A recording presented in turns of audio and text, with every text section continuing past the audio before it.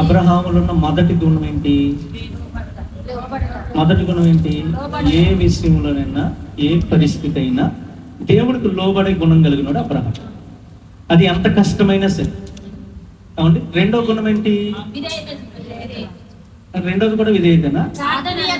అది ఆత్మీయ జీవితాన్ని కాపాడుకుంటూ తన కుటుంబాన్ని, తన చుట్టూ ఉన్నటువంటి ప్రజలను ఆత్మీయతలోనికి నడిపించాలనే గుణం కలిగినాడు అబ్రహాం. స్తోత్రం చెప్పండి. మూడో గుణం ఏంటి? మూడో గుణం ఏంటంటే గొడవలు పెట్టుకునే లక్షణం కలిగినాడు కాదు, సమాధానంగా బ్రతకాలని ఆశ కలిగినాడు. అయితే పోయిన వారం మూడో గుణంతో పాటు మొదటి గుణంలో ఉన్నటువంటి లక్షణాన్ని మరలా మనం దాన్ని కొంచెం లోతుగా నేర్చుకున్నాం. స్తోత్రం చెప్పండి. అంటే అబ్రహాము విధేయత కలిగినోడే, కానీ ఆ విధేయత ఏమండి వెంటనే చూపించడం, ఒకప్పుడు చూపించలేదు. ప్రతి ఒక్కరి జీవితంలో, ప్రతి ఒక్కరి భక్తి జీవితంలో ఏమండి ఒకేసారి ఉన్నతమైన స్థితి ఏమి రాదు. ఒకేసారి ఒక రేంజ్కి వెళ్ళిపోవాలంటే ఎవరు వెళ్ళలేరు. కానీ క్రమక్రమంగా మన భక్తి జీవితాన్ని మనం పెంచుకుంటూ ఉండాలి, నేర్చుకుంటూ ఉండాలి. నేర్చుకున్న దాన్ని మన జీవితంలో అవలంబిస్తూ ఉండాలి. అలా ఉన్నప్పుడు మనం దీవించబడతాం. దేవునికి స్తోత్రం చెప్పండి. హల్లెలూయా. అబ్రహాము తన జీవితంలో ప్రారంభంలో విధేయత చూపించలా. అంటే విధేయత చూపించలేదంటే ఏమంటే దేవుడు మాట్లాడినప్పుడు ఆలస్యం చేశారు, వెంటనే లోబడలేదు. సుమారుగా 12 సంవత్సరాలు ఆగిపోయాడు. ఆ 12 సంవత్సరాలు దేవుని చిత్తానికి లోబడకుండా తను చేసిన ఆలస్యం వల్ల తన జీవితంలో ఎన్ని తిప్పలు పడ్డాడో పోయిన వారంలో మనం నేర్చుకున్నాం. అబ్రహాము లోబడలేదంటలా, అబ్రహాము లోబడ్డాడు, కానీ వెంటనే లోబడలేదు. ఇక్కడున్న మనలో కూడా కొంతమంది లోబడతారు, దేవుని చిత్తానికి లోబడతారు, దైవజనుడు చెప్పిన మాటకి కూడా లోబడతారు, కానీ వెంటనే లోబడరు. ఆ వెంటనే లోబడకపోయినప్పుడే తిప్పలు వస్తాయి మన జీవితానికి. మళ్ళీ మనమేమనుకుంటామంటే నేను దేవుని మాట వింటున్నాను కదా, దేవుని చిత్తానికి లోబడుతున్నాను కదా, నాకెందుకు ఈ శ్రమలు వస్తున్నాయి అనుకుంటాం. కానీ నువ్వు చేసిన ఆలస్యం ఉందో చూసావా, ఆలస్యం నిన్ను చిక్కుల్లో పడేస్తుంది, ఆలస్యం నిన్ను ఇరకాటంలో పెడుతుంది. నువ్వు చేసిన ఆలస్యం వల్ల నీ జీవితంలోనికి భయంకరమైన శ్రమలు, కష్టాలు ఎదురుపడతాయి. అది నువ్వు తప్పించుకోలేవు. స్తోత్రం చెప్పండి. హల్లెలూయా. కాబట్టి ఏమండి లోబడు. ఇప్పుడు లోబడు, దేవుడు మాట్లాడగానే, దేవుడు చెప్పగానే విధేయత చూపించు, అది నీకు ఆశీర్వాదం. మూడో గుణాన్ని మనం నేర్చుకున్నాం. ఏంటి మూడో గుణం? అబ్రహాము సమాధానాలు కోరుకునే వ్యక్తి, గొడవలు కోరుకునేవాడు కాదు. ఈరోజు ఆత్మీయులుగా ఉన్నటువంటి మనం, దేవుని పిల్లలుగా ఉన్నటువంటి మనం సమాధానాన్ని వెతికి దాన్ని వెంటాడమని వాక్యం చెప్తుంది. సమాధానాన్ని ఏం చేయాలమ్మా? వెతకాలి. అది నీకు ఈజీగా రాదు, ఈజీగా దొరకదు అది నీకు. అమ్మా వింటున్నారా? సమాధానాన్ని నువ్వు వెతకాల్సి వస్తుంది, వెతకాలి నువ్వు. అది నీకు వెంటనే దొరకదు. స్తోత్రం చెప్పండి. హల్లెలూయా. ఎవరిని మన తెలంగాణ లేదా అటు రాయలసీమ ఏరియాలో కొన్ని ప్రాంతాలు వజ్రాలకు పేరుగాంచిన ప్రాంతాలు ఉన్నాయి. వర్షాకాలం అయిందంటే చాలు తట్టబుట్ట చదువుకొని పిల్ల జల్లలతో పాటు పోయి వర్షాలకి అక్కడ పడే వాన చినుకులకి వజ్రాల వేట కొనసాగుతూ ఉంటుంది. చెత్త రాళ్ళు ఎక్కడ పడితే అక్కడ దొరుకుతాయి, మంచి రాళ్ళు జాగ్రత్తగా వెతికితేనే దొరుకుతాయి. గొడవలు ఇట్టు వస్తాయి, సమాధానం అట్లా రాదు. వెతకాలి. దేవుడు వాక్యం చెప్పింది. ఎలా వెతకాలి? జాగ్రత్తగా వెతకాలి, శ్రద్ధగా వెతకాలి. స్తోత్రం చెప్పండి. హల్లెలూయా. గొడవ పెట్టుకోవడానికి 100 కారణాలు ఉండొచ్చు, కానీ సమాధానం పడడానికి ఒకే ఒక కారణం దొరికింది. ఆ కారణం నీ కళ్ళ ముందుకు వచ్చిన నువ్వు దాన్ని దాటేసావు అనుకో, ఇక మరలా నీకు సమాధానం పడే అవకాశం వస్తుందా? రా. స్తోత్రం చెప్తామా? ఏమండి అబ్రహాము జీవితంలో దేవుని బిడ్డలారా గొడవలకు దూరంగా ఉన్నాడు, సమస్యలకు దూరంగా ఉన్నాడు. అందుకే అబ్రహామును దేవుడు అన్ని విషయాల్లో ఆశీర్వదించాడు. అబ్రహాము అన్నింటిలో ఎందుకు దీవించబడ్డాడయ్యా అంటే తనకన్నా చిన్నవాడి దగ్గరికి వెళ్ళి బతిమలాడి మాట్లాడుతున్నాడు. మంచిదండి. ఈరోజు 4వ విషయాన్ని మనం నేర్చుకుందాం. 4వ మాట ఆదికాండము 18వ అధ్యాయము 1 నుంచి 8 వచనాలు. మరియు మమ్రే దగ్గరనున్న సింధూర వనములో అబ్రహాము ఎండవేళ గుడారం ద్వారమునొద్ద కూర్చుని ఉన్నప్పుడు యెహోవా అతనికి కనబడెను. అతడు కన్నులెత్తి చూచినప్పుడు 3 మనుషులు అతని ఎదుట నిలవబడి ఉండేరు. అతడు వారిని చూచి గుడారపు వాకిటి నుండి వారిని ఎదుర్కొనుటకు పరిగెత్తి నేలమట్టుకు వంగి, ప్రభువా, నీ కటాక్షము నా మీద నున్న ఎడల ఇప్పుడు నీ దాసుని దాటిపోవద్దు. నేను కొంచెము నీళ్లు తెప్పించెదను. దయచేసి కాలు కడుక్కొని ఈ చెట్టు కింద అలసట తీర్చుకొనుడి. కొంచెము ఆహారం తెచ్చేదను. మీ ప్రాణములను బలపరుచుకొనుడి. తరువాత మీరు వెళ్ళవచ్చును. ఇందు నిమిత్తము గదా మీ దాసుని యొద్దకు వచ్చితిరనెను. వారు, నీవు చెప్పినట్లు చేయమనగా అబ్రహాము గుడారంలోనున్న శార యొద్దకు వెళ్ళి, నీవు త్వరపడి 3 మానికల మెత్తటి పిండి తెచ్చి పిసికి రొట్టెలు చేయమని చెప్పెను. మరియు అబ్రహాము పశువుల మందకు పరిగెత్తి ఒక మంచి లేత దూడను తెచ్చి ఒక పనివానికి అప్పగించెను. వాడు దాన్ని త్వరగా సిద్ధపరిచెను.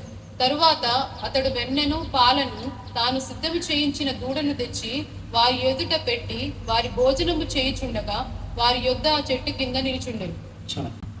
దేవునికి స్తోత్రం. హల్లెలూయా. ఏమండి, తర్వాత మనం నేర్చుకుంటున్నటువంటి 4వ గుణం ఏంటంటే అబ్రహాము ఆతిథ్యం ఇచ్చే గుణం కలిగినడు. ఏం గుణం? ఆతిథ్యం. తన దగ్గరకు వచ్చినటువంటి వారిని ఎప్పుడు ఆకలితో పంపించినోడు కాదు. స్తోత్రం చెప్పండి. ఏమండి, చాలా మందిలో ఆతిథ్యం ఇచ్చే గుణం ఉండదు, ఆతిథ్యం ఇచ్చే లక్షణం ఉండదు. స్తోత్రం చెప్దామా? ఏమండి, ఈరోజు దేవుని బిడ్డలంగా, దేవుని ఎరిగినటువంటి వారంగా మనం నేర్చుకోవాల్సినటువంటి ప్రాముఖ్యమైన లక్షణం ఏంటంటే మనము ఆతిథ్యం ఇచ్చేవారుగా ఉండాలి. ఎలా ఉండాలమ్మా? చెప్పట్లేదు. ఆతిథ్యం ఇచ్చేవారుగా. ఏమండి, మన ఇంటికి వచ్చిన వారిని మనం సత్కరించేవారుగా, వారి యొక్క ఆకలి తీర్చేవారుగా, ఒక దేవుని బిడ్డగా నువ్వు ఖచ్చితంగా ఉండాల్సిందే. స్తోత్రం చెప్దామా? బైబిల్ గ్రంథంలో రాయబడినటువంటి ఒక ప్రాముఖ్యమైన మాట ఏంటంటే హెబ్రీయులకు రాసినటువంటి పత్రిక 13వ అధ్యాయము 1వ వచనాన్ని ఒకసారి చదవండి. మొదటి 2 వచనాలను మొదటి వచనం చదువుదాం. హెబ్రీ పత్రిక 13వ అధ్యాయం 1వ వచనం. సహోదర ప్రేమ నిలువరముగా ఉండనీయుడి, ఆతిథ్యము చేయ మరువకడి. దాని వలన కొందరు ఎరుగకయే దేవదూతలకు ఆతిథ్యము చేసిరి. స్తోత్రం చెప్పండి. గట్టిగా చెప్దామా? హల్లెలూయా. దేవుని వాక్యం ఏమని చెప్తుంది? ఏమండి, ఆతిథ్యము చేయడం మర్చిపోండి అంటున్నాడా, మరవద్దు అంటున్నాడా? మరవద్దు. ఆతిథ్యం చేయడం మరొకటి. కొందరు వారికి తెలియకుండానే దేవదూతలకు ఆతిథ్యం చేశారు. ఇది ఎట్లా సాధ్యం? దేవదూతలకు ఎట్లా ఆతిథ్యం చేశారు వాళ్ళు అంటే, దేవదూతలే మనుషుల మాదిరిగా వారి దగ్గరికి వచ్చారు. ఈరోజు దేవుడు నీ దగ్గరికి రావచ్చు, నీ యొక్క తోటి విశ్వాస రూపంలో, నీ ఇరుగు పొరుగు వారిలాగా, లేదా నువ్వు గొడవ పెట్టుకున్నావు చూసావా నీ శత్రువు మాదిరిగా. నువ్వు ఎవరినైతే శత్రువు అనుకుంటున్నావో, ఎవరినైతే గొడవ పెట్టుకుని ఉన్నావో వాళ్ళ రూపంలో నీ దగ్గర రావచ్చు. స్తోత్రం చెప్పండి. హల్లెలూయా. వారి మాదిరిగా నీ దగ్గరకు వచ్చినప్పుడు అంటే వాళ్ళ మాదిరిగా నీ దగ్గరకు వచ్చి నేనేం అడగరు నాకు పెట్టని, వాళ్ళ ఆకలితో ఉండడం నీకు కనబడుతుంది, వాళ్ళ అవసరతలో ఉండడం నీకు కనబడుతుంది, వాళ్ళ కొదువుతో ఉండడం నీకు కనబడుతుంది. అలాంటి సమయంలో దేవుని బిడ్డగా నువ్వు వారి ఆకలి తీర్చగలగాల. స్తోత్రం చెప్పండి. దేవుని బిడ్డగా వారికి నీ చెయ్యి అందించగలగాల, వారికి నువ్వు సహాయం చేయగలగాల. ఏమండి, ఇట్లా కొందరు బైబిల్ గ్రంథంలో వారికి తెలియకుండానే దేవదూతలకు ఆతిథ్యం ఇచ్చారు. వారి ఇంటికి వచ్చినటువంటి వారు దేవదూతలు అనే విషయం వారికి తెలియదు. వారు ఆతిథ్యం ఇచ్చిన తర్వాత ఆ దీవెనలు వారు పొందుకున్నారు. దేవునికి స్తోత్రం చెప్దామా? అట్లా దేవదూతలకు ఆతిథ్యం ఇచ్చిన వారు ఎవరున్నారు బైబిల్ గ్రంథంలో? చెప్పండి, ఎవరున్నారు? అబ్రహాము తన ఇంటికి వచ్చినటువంటి దేవదూతలకు వారు దేవదూతలని తెలియకుండానే ఆతిథ్యం ఇచ్చాడు. అందుకనేసి దాని వలన దేవుని బిడ్డలారా, సుమారుగా 25 సంవత్సరాల క్రిందట దేవుడిచ్చిన వాగ్దానం, ఇదిగో నేను నీ కుమారుని ఇస్తానని వాగ్దానం చేశాడు దేవుడు. ఆ వాగ్దానం తను చేసినటువంటి ఆతిథ్యాన్ని బట్టి ఇదిగో మరుసటి ఏడాదికి నీ కౌగిట కుమారుడు ఉంటాడు అని దేవుని యొక్క దీవెన పొందుతున్నాడు. స్తోత్రం చెప్పండి. ఆతిథ్యం ఎంత గొప్పదో తెలుసా? అబ్రహాము జీవితంలో ఎంతో కాలంగా పొందలేనటువంటి ఆశీర్వాదాన్ని తనిచ్చినటువంటి ఆతిథ్యం వల్ల పొందుకోగలిగాడు. దేవునికి స్తోత్రం చెప్దామా? గట్టి చెప్పండి. అంటే ఆతిథ్యం, నువ్వు చేసే ఆతిథ్యం ఉంటుంది చూసావా, ఎదుటివాడి కడుపు నింపేటటువంటి ఆ గుణం ఉంటుంది చూసావా, దాతృత్వం ఉంటుంది చూసావా, అది నీ జీవితంలో ఆగిపోయినటువంటి ఆశీర్వాదాలు పొందడానికి కారణం అవుతుంది. ఎంతో కాలంగా ఎవరి నీ జీవితంలో కొన్ని లోటులు ఉంటాయి, కొదువులు ఉంటాయి, కొరతలు ఉంటాయి. అవి తీరాలంటే నీలో ఇచ్చే గుణం ఉండాలి. ఏ గుణం అమ్మా? జలగకు ఇమ్ము ఇమ్ము అనే 2 కూతుళ్ళు ఉన్నారంట. అందులో కొంతమంది కూతుర్లు ఇక్కడ కనబడుతుంటారు నాకు. స్తోత్రం చెప్పండి. బైబిల్లో జలగకి ఇమ్ము ఇమ్ము అని 2 కూతుర్లు అని రాయబడింది, కానీ చాలా మంది కూతుర్లు నాకు కనబడుతూ ఉంటారు. వాళ్ళు ఎప్పుడు కూడా దేవుడి దగ్గరికి వచ్చి ఈ ప్రవ్వా, అది ఈ ప్రవ్వా, ఇది ఈ ప్రవ్వా అంటారు తప్ప వీళ్ళు దేవుని కోసం ఏమి ఇవ్వరు. వీళ్ళ ఆకలితో ఉన్న వారికి ఏమి ఇవ్వరు. ఏమంటే పేదవారికి ఏమి సహాయం చెయ్యరు. వీళ్ళు ఎలాంటి వాళ్ళు? జలగకు ఉన్నటువంటి మరికొంతమంది కూతుర్లు వీళ్ళు. స్తోత్రం చెప్పండి. జలగ ఇమ్ము ఇమ్ము ఇమ్ము ఇమ్ము అన్నట్టే వీళ్ళు దేవుని సన్నిధికి వచ్చి నాకు అది ఈ ప్రవ్వా, ఇది ఈ ప్రవ్వా, అలాగే ఈ ప్రవ్వా, ఎలాగే ఈ ప్రవ్వా అని అడుగుతారే తప్ప, చెప్పండి, వీళ్ళు మాత్రం ఎవరికి చెప్పట్లేదండి. ఏమంటే మా దగ్గర సామెత ఉంటుంది, ఎంగిలి చేతితో కాకిని కూడా కొట్టరంట. ఎందుకు?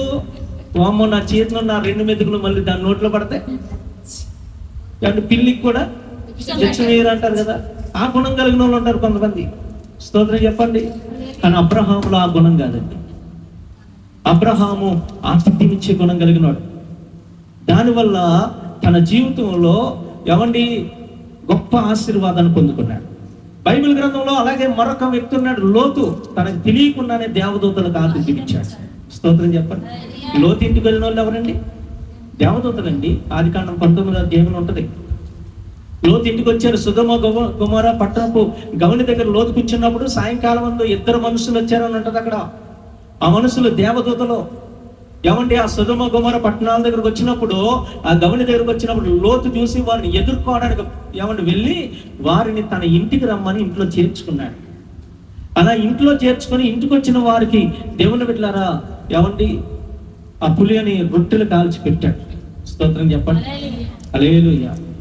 ఆతిథ్యం ఇచ్చాడు, వారు కడుపు నింపాడు. మరి ఏం జరిగిందండి? ఆ సొదొమ గొమొర పట్టణంలో వారు కాలిపోకుండా దేవుని బిడ్డలారా ఆ దేవదూతలు వీరి చేతులు పట్టుకొని బయటికి తీసుకొచ్చారు. స్తోత్రం చెప్తామా. నువ్వు చేసే ఆతిథ్యం ఉండదు చూసావా, నువ్వు ఇతరులకు ఇచ్చే సహాయం చేసే గుణం ఉండదు చూసావా, ఆ గుణం నిన్ను, నీ కుటుంబాన్ని, నీ పిల్లలను నాశనంలోకి వెళ్ళిపోకుండా ఏమంటే నువ్వు చేసినటువంటి ఆ యొక్క దాతృత్వం అనేది, ఇతరులకు సాయం చేసిన ఆ గుణం అనేది నేను కాపాడుతుంది, తప్పిస్తుంది. స్తోత్రం చెప్పండి, గట్టిగా చెప్పండి. హల్లెలూయా. ఏమండి అలాగే బైబిల్ గ్రంథంలో దేవుని బిడ్డలారా దేవదూతలకు ఆతిథ్యం ఇవ్వడం వల్లనే కాదండి, మనుషులను ఆదుకోవడం వల్ల, ఇతరుల ఆకలి తీర్చడం వల్ల, ఇతరులని దేవుని బిడ్డలారా వారిని గౌరవించడం వల్ల కూడా అనేకులు దీవించబడ్డారు. అందులో దీవించబడినటువంటి వారిలో మరొక వ్యక్తి ఏమండి ఈ యొక్క సునేమీరాలు అనేటటువంటి స్త్రీ. స్తోత్రం చెప్పండి. సునేమీరాలు తన పట్టణానికి వచ్చిపోతున్నటువంటి దైవజనుని యొక్క ఆకలి గుర్తిరిగి అతని దగ్గరికి వెళ్ళి బతిమలాడి, అయ్యా నువ్వు భక్తి కలిగిన దైవజనుడు అని నాకు తెలుసు, నువ్వు ఈ పట్టణానికి వచ్చినప్పుడల్లా నా ఇంటికి రాయ్యా, నా ఇంట్లో మీరు ఉండండి అయ్యా అని కోరుకుంది. తన ఇంటికి తీసుకెళ్ళింది, అతనికి ఆతిథ్యం ఇచ్చింది, అతని అవసరతలు తీర్చింది. దేవుని బిడ్డలారా చనిపోయినటువంటి తన కుమారుణ్ణి బ్రతికించుకుంది. స్తోత్రం చెప్పండి. తర్వాత కాలంలో 7 సంవత్సరాల కరువు రాబోతుందని దైవజనుడి ద్వారా హెచ్చరింపబడి ఆ కరువులో చచ్చిపోకుండా తన కుటుంబాన్ని కాపాడుకోగలిగింది. దేవునికి స్తోత్రం చెప్పమా, గట్టిగా చెప్పండి. హల్లెలూయా, హల్లెలూయా. ఏమండి నూతన నిబంధనలో మత్తయి సువార్త 25వ అధ్యాయంలో యేసు ప్రభువు వారే స్వయంగా మాట్లాడారు. ఏమని మాట్లాడారు? ఇదిగో నేను ఆకలితో నీ ఇంటికి వచ్చాను, నాకు అన్నం పెట్టావా? నేను దప్పిక కలిగి నీ ఇంటికి వచ్చాను, నా యొక్క దప్పికను నువ్వు తీర్చావా? దేవునికి స్తోత్రం చెప్పండి. దేవుని బిడ్డలారా నేను వస్త్రహీనుడికి వచ్చాను, నాకు బట్టలు ఇచ్చావా? ఏమండి ఈ మాటలన్నీ ఎవరు అడిగారు? వాళ్ళు అడుగుతూ ఉన్నారంట, అయ్యా ఎప్పుడు నువ్వు ఆకలితో వచ్చో, ఎప్పుడు దప్పికతో వచ్చో, ఎప్పుడు రోగంతో ఉన్నావు, ఎప్పుడు నువ్వు బట్టలు లేకుండా వచ్చో, అసలు మేము ఎప్పుడు నిన్ను అలా చూడలేదే, ఆ పరిస్థితుల్లో నువ్వు ఎప్పుడు మా ఇంటికి రాలేదే అంటే యేసయ్య అన్నాడు, ఈ చిన్నవారిలో ఒకరికి మీరు ఇస్తే చెప్పండి నాకు ఇచ్చినట్టే. ఏమండి లోకంలో ఒక సామెత ఉంటుంది, మానవ సేవే మాధవ సేవ అనే సామెత. స్తోత్రం చెప్పండి. ఏంటండి యేసుప్రభు ఏమన్నాడు? ఇదిగో ఈ చిన్న వారిలో ఒకరు నువ్వు సాయం చేస్తే నాకు చేసినట్టు. ఇదే కదండి ఆ శ్లోకానికి అర్థం. మానవ సేవే మాధవ సేవ. మానవునికి నువ్వు సేవ చేస్తే, మానవుని నువ్వు ఆదుకుంటే, మనిషికి నువ్వు సహాయం చేస్తే నాకు చేసినట్టే అని దేవుడు యేసుక్రీస్తు ప్రభువు అన్నట్లేదు ఇక్కడ. స్తోత్రం చెప్పండి. ఈరోజు ఆతిథ్యం ఇచ్చే గుణం అబ్రహాము కలిగి ఉన్నాడండి. అందుకే అబ్రహామును దేవుడు అన్ని విషయాల్లో దీవించాడు. దేవునికి స్తోత్రం చెప్పండి. మా వింటున్నారండి? అబ్రహామును దేవుడు అన్ని విషయాలు దీవించాడు. ఇంకో మాట చెప్పనండి, నిజమైన భక్తికున్న నిర్వచనంలో ఏమండి ఈ యొక్క ఆతిథ్యం ఇచ్చే గుణం అనేది ఇమిడి ఉంది. నువ్వు నిజంగా భక్తి చేసేదానివైతే, భక్తి పరుడు అయితే, భక్తి కలిగిన వాడు అయితే, దేవుని బిడ్డలారా ఈ యొక్క ఆతిథ్యం ఇవ్వడం, ఇతరులను ఆదుకోవడం, ఆ భక్తిలో ఒక భాగం నువ్వు మర్చిపోవద్దు. యాకోబు రాసిన పత్రిక 1వ అధ్యాయము 26, 27 వచనాల్లో ఏమని రాయబడి ఉంటుంది తెలుసా? ఏమండి, తన నోటికి కళ్ళు పెట్టుకొనకుండా తను భక్తి గలవాడిని అనుకున్న ఎడల వాని భక్తి వ్యర్థమే. స్తోత్రం చెప్పండి. ఏమండి, నీ హృదయాన్ని మోసం చేసుకోవద్దు. నీ నోటికి కళ్ళం పెట్టుకో. ఏమండి, నీ మాటలు జాగ్రత్తగా మాట్లాడు, నీ పద్ధతులు జాగ్రత్తగా ఉంచుకో. నువ్వు అట్లా ఉండి భక్తి చేస్తేనే నీ భక్తి వ్యర్థం అవ్వకుండా జాగ్రత్తగా ఉంటది అని దేవుడు హెచ్చరించి, తర్వాత 27వ వచనంలో అంటాడు, ఏమండి, దిక్కులేని వారిని, దరిద్రులను, విధవరాండ్రను వారి ఇబ్బందుల్లో పరామర్శించు. తర్వాత ఈ హలోక మాలిన్యము తన కంటకుండా తను కాపాడుకున్నట్టు నా తండ్రి అయిన దేవుని ఎదుట నిష్కలంకమైన భక్తి అన్నాడు. దేవునికి స్తోత్రం చెప్దామా? గట్టిగా చెప్పండి హల్లెలూయా. నిజమే దేవుని బిడ్డలారా. ఏమండి, దేవుడు యేసుక్రీస్తు ప్రభువారు కోరుకున్న భక్తి ఏంటో తెలుసా? 1 చారిటీ, 2 ప్యూరిటీ. ఏంటి మాట్లాడలేదు? చారిటీ అంటే సేవ. చారిటీ అంటే ఏంటి? సేవ. ఏమంటే అనేకమైన ట్రస్ట్లో చారిటీలు పెట్టి ఇతరులకు సేవ చేస్తూ ఉంటారు. వృద్ధాప్యంలో ఉన్న వారికి, విధవరాండ్రకు, అనాథ పిల్లలకు వారు సేవ చేస్తారు. దాన్ని చారిటీ అంటారు. ప్యూరిటీ అంటే ఏంటి? ప్యూరిటీ అంటే పరిశుద్ధత. స్తోత్రం చెప్పండి. ఏమండి, ఈరోజు లోకం భక్తి వేరే, క్రైస్తవుడు భక్తి వేరే. లోకం భక్తి ఏంటంటే వారు ఓన్లీ చారిటీ ఉంటే ఉంటది, ప్యూరిటీ ఉంటుందా? చెప్పట్లేదు.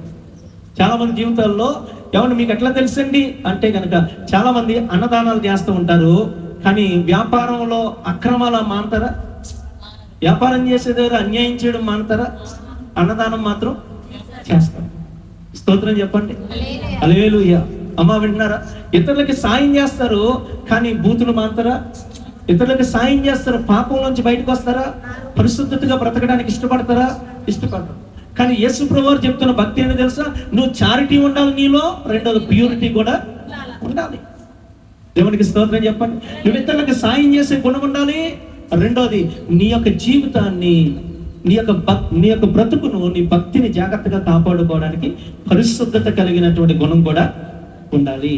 దేవునికి స్తోత్రం చెప్తామా? గట్టిగా చెప్పండి. చెప్పట్లేదండి? ఎందరు పోయే వాళ్ళు చెప్పండి. అబ్బా గట్టిగా చెప్తామా? హల్లెలూయా. దేవుని బిడ్డలారా, ఆతిథ్యం, ఇతరులకు ఇవ్వడం, వారిని ఆదుకోవడం, ఇది చాలా ప్రాముఖ్యమైనటువంటి గుణం. 41వ అధ్యాయం కీర్తన గ్రంథం 1వ వచనంలో ఏమని రాయబడి ఉంటుంది తెలుసా? ఒకసారి చదవండి. కీర్తన గ్రంథం 41వ అధ్యాయంలో పేదలను కటాక్షించువాడు పేదలను కటాక్షించువాడు ధన్యుడు, ఆపత్కాలమందు యెహోవా వానిని తప్పించును. దేవునికి స్తోత్రం చెప్దామా? హల్లెలూయా.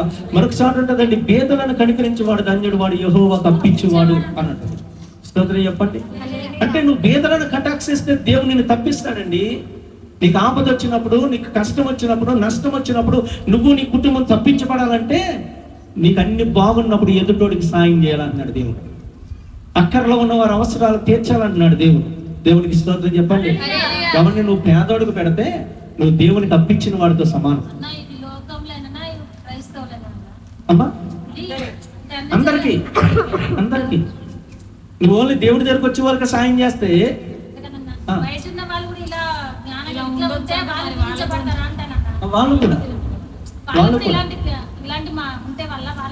వాళ్ళు కూడా దీవించుకో. అయితే దేవుని బిడ్డలారా, ఒక చిన్న మాట జాగ్రత్తగా, ఒక చిన్న విషయం జాగ్రత్తగా ఉందండి. ఒక ఉద్యోగానికి వెళ్ళినప్పుడు, బ్యాంకులో లోన్కి వెళ్ళినప్పుడు అక్కడ కొన్ని ఫామ్స్ మనల్ని అడుగుతారు, కొన్ని ప్రూఫ్స్ అడుగుతారు. ఆధార్ కార్డు కావాలి, రేషన్ కార్డు కావాలి, లేదంటే పాన్ కార్డు కావాలి, లేదంటే కనుక పలానా డిగ్రీ కావాలి, పలానాది ఏమండి ఈ certificate, candidate certificate, study certificate కావాలని వాళ్ళు అడుగుతారు. ఏమండి అందులో ఏ ఒక్కటి లేకపోయినా చెప్పట్లేదండి. మొన్న మీకు డాక్టర్ గ్రూప్ లోన్ వచ్చింది, అందులో ఏ ఒక్కటి లేకపోయినా రిజెక్టెడ్ అంట. స్తోత్రం చెప్పండి. అలాగే దేవుడి దగ్గరికి వచ్చే సమయంలో కూడా దేవుని బిడ్డలారా, దేవుడు అంత అడ్డగోలుగా రిజెక్ట్ చేయడం మనం పక్కన పెట్టడం, అవకాశం ఇస్తాడు జాగ్రత్తగానండి.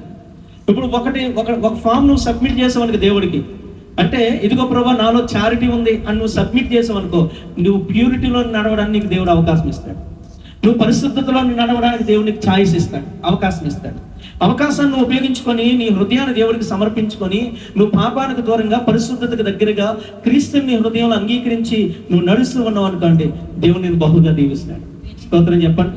ఒకవేళ నువ్వు ప్యూరిటీగా ఉన్నావు, క్రీస్తుని కలిగి ఉన్నావు, దేవుని కలిగి ఉన్నావు, దేవుని చిత్తంలో నడుస్తున్నావు, బాప్తిస్మం తీసుకున్నావు, అన్నీ ఉన్నాయి, కానీ నీలో చారిటీ లేదనుకో, దేవుడు కొన్ని నీకు అవకాశం ఇస్తాడు. స్తోత్రం చెప్పండి. ఇతరులకు సాయం చేయడానికి అవకాశం ఇస్తాడు. నీకు కలిగిన దాంట్లో దేవుని బిడ్డలారా, ఎవరు నీ దగ్గర 100 రూపాయలు ఉన్నాయి, 10 రూపాయలు నువ్వు ఇవ్వడం వల్ల నీకు పెద్ద నష్టమేమి? ఆ 10 రూపాయలతో నువ్వు మేడల మిద్దులు కట్టేదేమి ఉండదు కదా. కానీ ఆ 10 రూపాయలు నువ్వు చేసిన సాయం తర్వాత కాలంలో నీ పిల్లలను దేవుడు దీవించడానికి ఒక మార్గం అవుతుంది. స్తోత్రం చెప్పండి. ఎందుకంటే దేవుని యొక్క వాగ్దానం, దేవుని యొక్క ఆజ్ఞ అది. దేవునికి స్తోత్రం చెప్దామా? అందుకే ఆతిథ్యం చేయడం, ఇతరులకు సహాయం చేయడం మనం ఎన్నడూ మరవకూడదు, మర్చిపోవద్దు. ఇదిగో ఈ చిన్న ఒకరికి గిన్నెడు చన్నీళ్ళు ఇస్తే పరలోక రాజ్యంలో దాని ఫలాన్ని మీరు పోగొట్టుకున్నారు అని వాక్యంలో రాయబడింది. స్తోత్రం చెప్పండి. ఇది దైవజనుల కొరకు రాయబడినటువంటి మాట.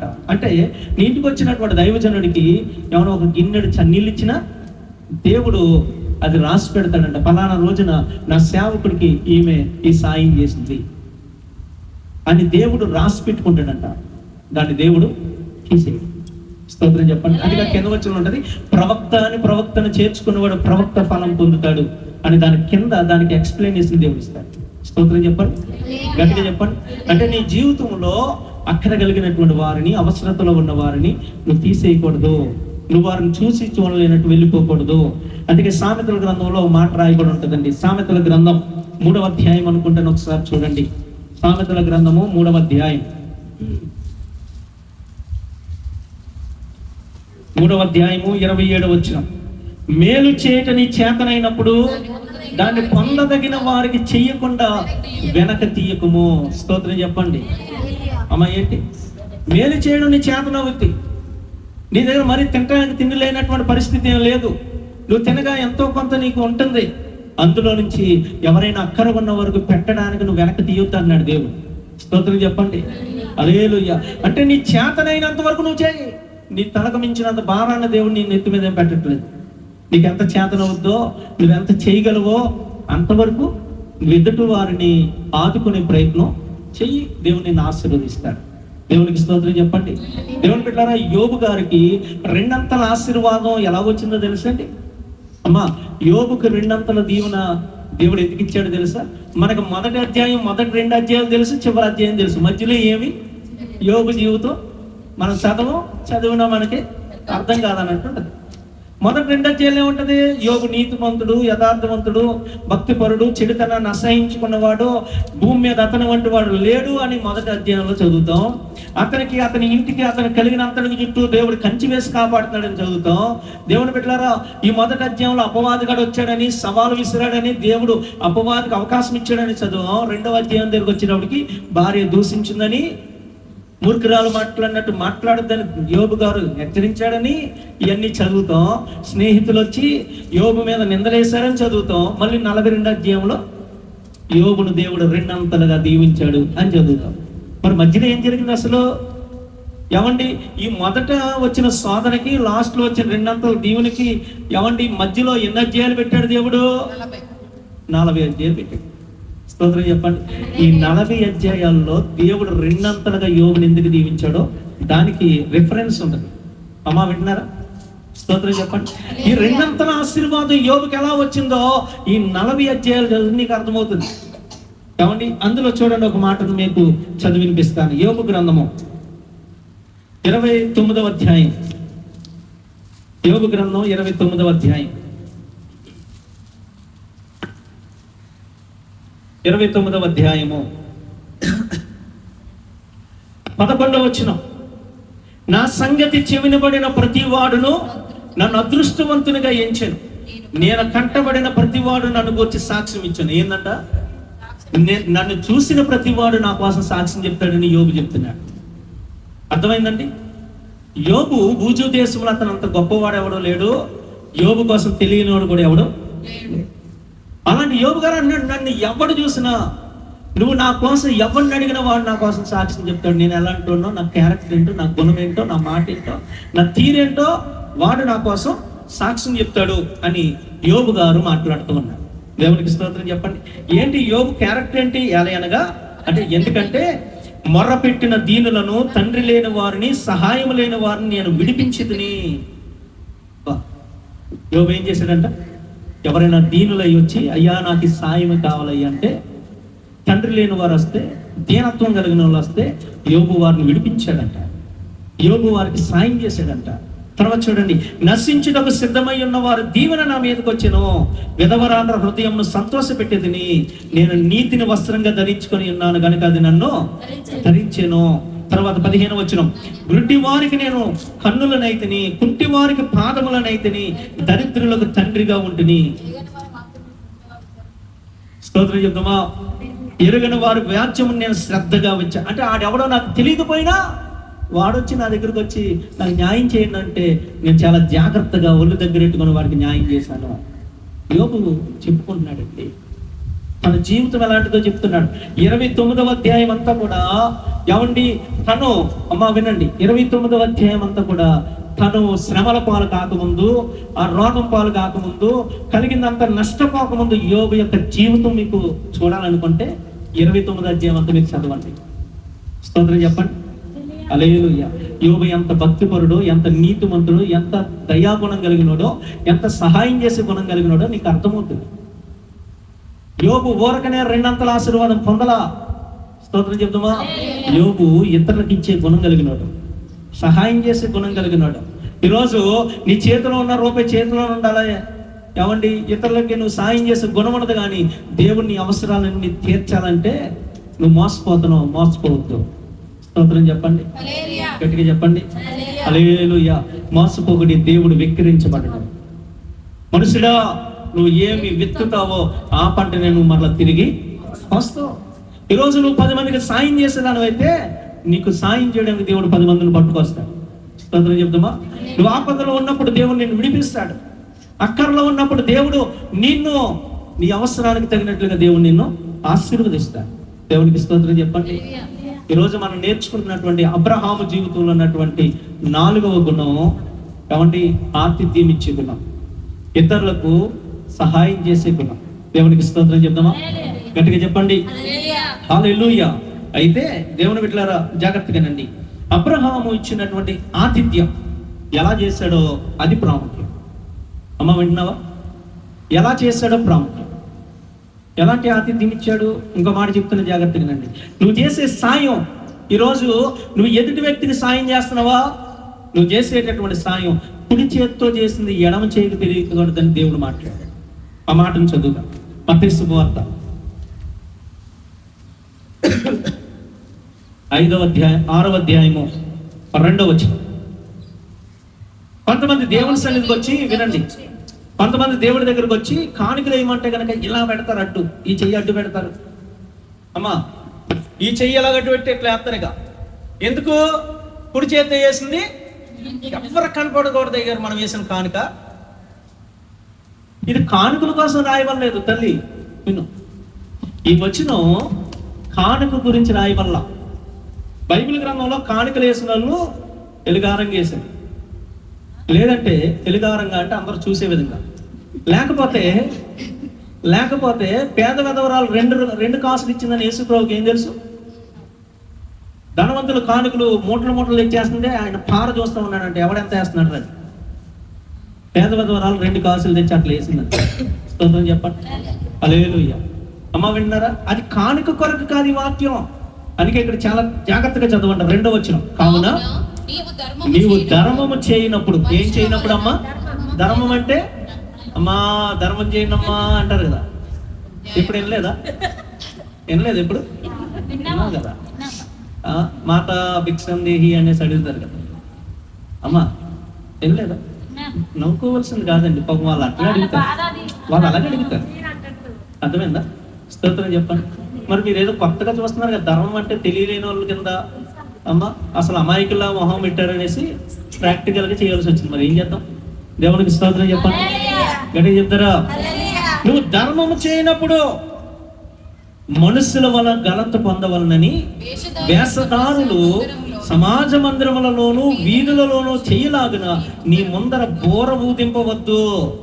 స్తోత్రం చెప్పండి.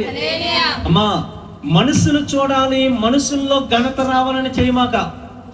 ఈరోజు యూట్యూబ్లో కొంతమంది ఒకరికి భోజనం ప్యాకెట్ ఇచ్చి వెనకాల వీడియో తీసి అప్లోడ్ చేస్తూ ఉన్నారు. ఏమండి? లేదంటే కనుక ఎక్కడైనా ఎవరికైనా సాయం చేసినప్పుడు, ధర్మం చేసినప్పుడు వారి పేర్లు మైకుల్లో చదివించుకునే వాళ్ళు కొంతమంది ఉంటారు. ఇదిగో ఈ అన్న సంతర్పణకు ఫలానా పూజమ్మ గారు 10,000 రూపాయలు ఇచ్చారు, ఫలానా రత్నమ్మ గారు 5,000 రూపాయలు ఇచ్చారు, ఫలానా ప్రవళిక గారు 20,000 రూపాయలు ఇచ్చారు. అమ్మా ఎన్నో సర్కసే కాదండి, అన్నదానాల్లోనూ కార్యక్రమాల్లోనూ ఏమంటే ప్రతి చోట చదివించుకుంటారు, చదివింపులు. స్తోత్రం చెప్పండి. అంటే దేవుని పెట్టారా, దానివల్ల ఒకటి జాగ్రత్తగా వినాలి, దానివల్ల ఒక ప్లస్ ఉంది, ఒక మైనస్ ఉంది. ప్లస్ ఏంటో తెలుసా? నిన్ను చూసి ఒకడు ప్రేరేపించబడతాడు, అది ప్లస్. కానీ మైనస్ ఏంటో చెప్పనా? ఆల్రెడీ మా ప్రభులకి 20,000 ఇచ్చిందా అనగానే ఇక నీకు రావాల్సినటువంటి ఘనత వచ్చేసింది, ఇక దేవునికి ఏమి ఇవ్వడం. నీకు అర్థమవుతుందా? చూడండి ఇక్కడ ఆ మాట చక్కగా రాయబడం తెలుసా? ఏమండి? కావున నీవు ధర్మము చేయనప్పుడు మనుషుల వలన ఘనత పొందవలనని వేషధారులు సమాజ మందిరములలోను వీధులలోనూ చెయ్యలాగున నీ ముందర ఏం ఊదించొద్దు. అంటే బోర్ అంటే ఇదే, ఇదిగో ఈ బోర్లోంచి మాటలు వస్తున్నాయి, మైక్. స్తోత్రం చెప్పండి. మైక్లో అనౌన్స్మెంట్లు వద్దు నీకు. ఎవండి ఎందుకొద్దు? ఎందుకొద్దు అంటే వారు తమ ఫలము పొంది ఉన్నారు. అంటే దానికి రావాల్సినటువంటి ఫలం ఎక్కడి నుంచి వస్తుంది నీకు? మనుషుల దగ్గర నుంచి వస్తుంది నీకు. అమ్మ పలానా రత్నమ్మ గారు 5,000 ఇచ్చిందా అంటే అయిపోయింది, ఇక అంతే కథం. ఇక మళ్ళా నీకు దేవుడి నుంచి వస్తుందనే ఆలోచన నువ్వు. ఈ మాట స్వయంగా యేసు ప్రభువారే చెప్తున్నారు. అమ్మ ఎవడో దారిని పోయి దాని చెప్పిండంటే మనం లెక్క చేయాల్సిన అవసరం లేదు. ఎవరు చెప్తుండు? చెప్పలేదమ్మా, యేసయ్య చెప్తున్నాడు ఈ మాట. అర్థమైందండి? నువ్వు బోర్లో ఊదించుకుంటే, అనౌన్స్మెంట్ చేయించుకుంటే ఇక నీకు దానికి రావాల్సిన ఫలం ఆల్రెడీ మనుషుల వల్ల వచ్చేసింది, ఇక నీకు దేవుడి దగ్గర నుంచి రాదు. స్తోత్రం చెప్తామా? చూడండి అందుకే అంటున్నాడు 3వ వచనం, నీవైతే. ఎవరు మాట్లాడు? నీవైతే. చెప్పరేంటి? ఎవరు? నువ్వు నన్ను మళ్ళీ నువ్వైతే అన్నావా? నీవైతే అంటే ఎవరు? నేనా? నీవైతే అంటే ఎవరితో చెప్తున్నాడు ఈ మాట? నీతోనే. నీవైతే ధర్మము చేయనప్పుడు నీ ధర్మము రహస్యముగా ఉన్న నిమిత్తం నీ కుడి చేయి చేయనది నీ ఎడమ చేతికి తెలియకుండా వలెను. అట్లయితే రహస్యమందు చూచి నీ తండ్రి నీకు ప్రతిఫలం ఇచ్చును. స్తోత్రం చెప్పండి. నువ్వు చేసే ధర్మం మనుషులకు తెలియకుండా దేవుడు చూసే విధంగా నువ్వు ఇచ్చావనుకో, చూస్తున్న దేవుడు నీకు ఫలం ఇస్తాడు. మనుషులకు తెలిసే విధంగా నువ్వు ధర్మం చేసావనుకో, నీకు ఫలం ఎవరిస్తారు? మనుషులు ఇచ్చేస్తారు ఆల్రెడీ. అర్థమైందమ్మా? ఇక నీకు వేరే ఫలితం వస్తుందనే ఆలోచన పెట్టుకోవద్దు. అందుకే నువ్వు చేసే ధర్మము ఎదుటి వ్యక్తికి తెలియాల్సినటువంటి అవసరం లేదు. కొంతమంది ఏమండి ఎంత చేస్తారు, ఒక 10 గ్రాములు చేసి 10 కేజీల మాటలు చెప్పుకుంటారు. స్తోత్రం చెప్పండి. మాట్లాడలేదు చెప్పరేంటి? మిల్లీమీటర్ చేస్తారు, కిలోమీటర్ పరిగెడతారు చెప్పడానికి. హల్లెలూయా. స్తోత్రం చెప్పండి. అంటే నీ జీవితంలో దేవుని బిడ్డలారా, నీ యొక్క ధర్మం, నువ్వు చేసేటటువంటి ఆ యొక్క సహాయం, ఎదుటి వారికి నువ్వు చేసే ప్రతి అక్కర మనుషుల కొరకు చేయమాక. మనుషులేదో నన్ను పొగడాలి, మనుషులేదో నాకు ఘనత తేవాలి, నాకు అలా చేయాలి ఇలా చేయాలని నువ్వు చేయమాక. ఈరోజు ఈ దరిద్రం చర్చిలోకి కూడా వచ్చింది. ఏమండి? ఎవరైనా ఏదైనా ఇచ్చారనుకోండి, వాళ్ళ పేరు అనౌన్స్మెంట్ చేయాలి.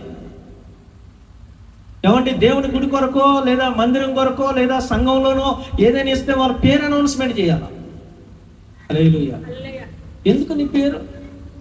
నువ్వు ఇచ్చిన దేవుడికి తెలీదా? నువ్వు ఇచ్చిన దేవుడి కోసం కదా. నీ పేరు చదవకపోతే ఏమైంది?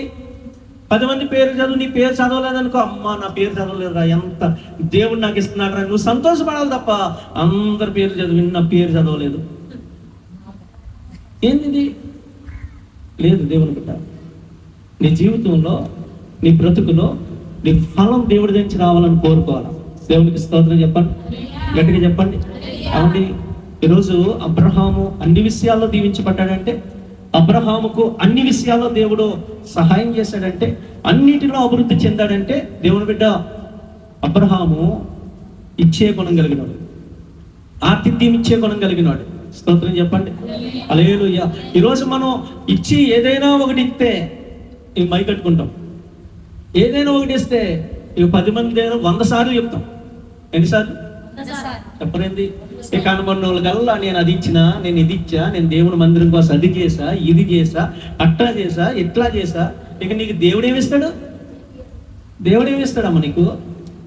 నీకు నువ్వు దేవుని కోసం ఏం చేసినా అది దేవుడు చూడాలనుకోవాలంతే. నా దేవునికి తెలిస్తే చాలు అని అనుకో. 2 విషయం చెప్పనమ్మా, నువ్వు చేసావు కదా, నీ కోసం నేను చెప్పాలా? ఎవరు చెప్పాలి?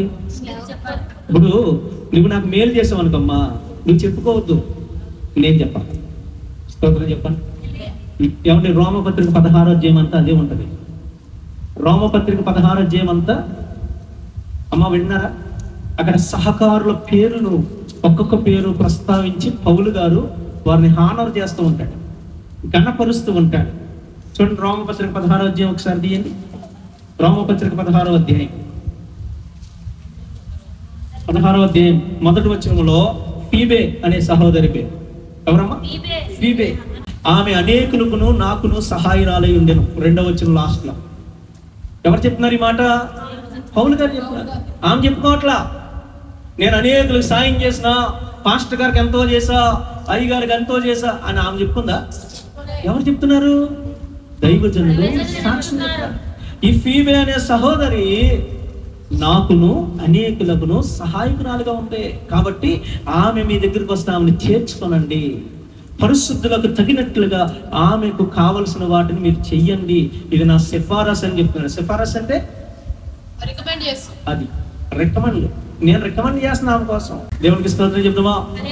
హల్లెలూయా. తర్వాత చూడండి, నెక్స్ట్, నా జత పని వారైన ప్రిస్కిల్లాకు అకులకు నా వందనాలు, వారు నా ప్రాణము కొరకు తన ప్రాణములను ఇచ్చిటికైనా తెగించిరి. ఎవరు చెప్తున్నారు ఈ మాట?